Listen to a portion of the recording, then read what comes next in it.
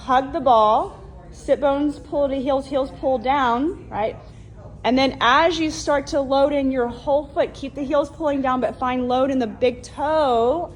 As you send your feet into the wall, your hips will start to lift higher into, bring your arms over your head to the ground. Think of your side body activating and getting long. Reach through those active arms and hands.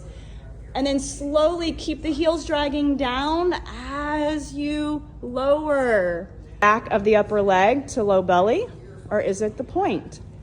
And remember, you're energetically reaching through the heel and feeling the energy come back in. Is it through the flex, the point? Sometimes, I want you to know what this is for you. It's important.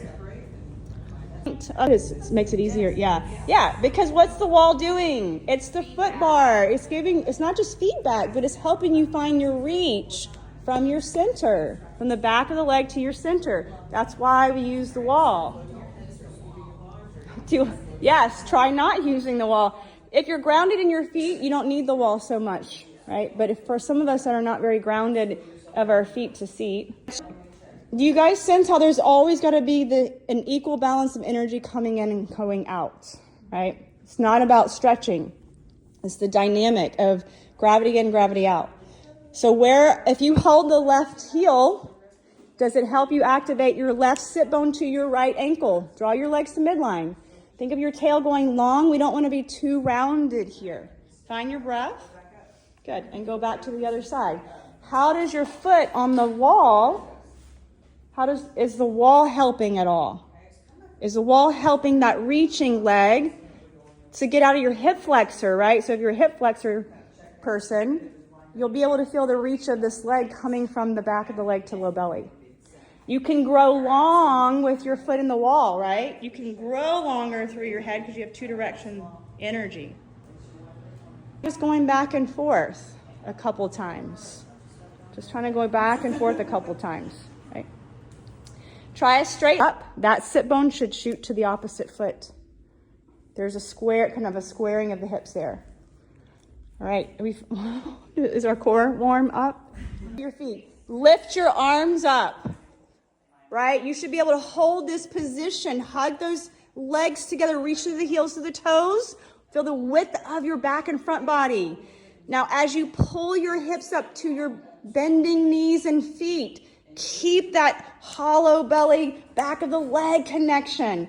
Good. Keep that tone. You got to keep that pull and that tone as your chest starts to drop. Breastbone drops into the backbone. Front ribs drop into the back ribs. Belly, keep a little. So controlling it more from your belly. Don't let your tail curl. So bring your tail down more. Keep your back ribs grounded as you do that. Yep, do you see how you soften this knee a little bit? Find the back of this leg. Pull from your sit bone. Pull. There. Just right there. Hold that.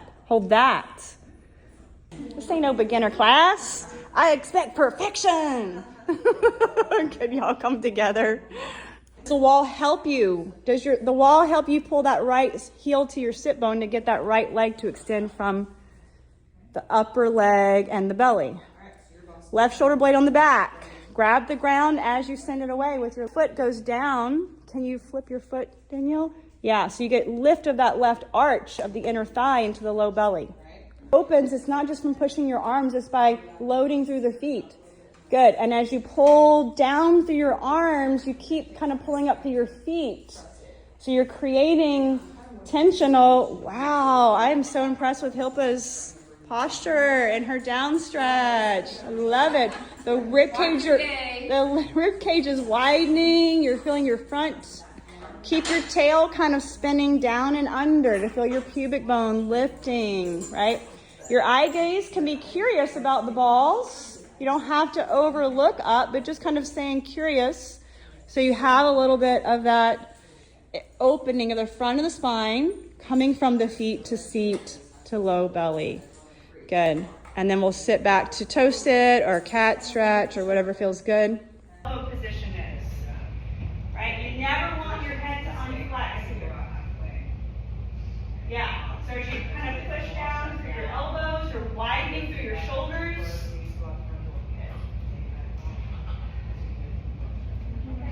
All right.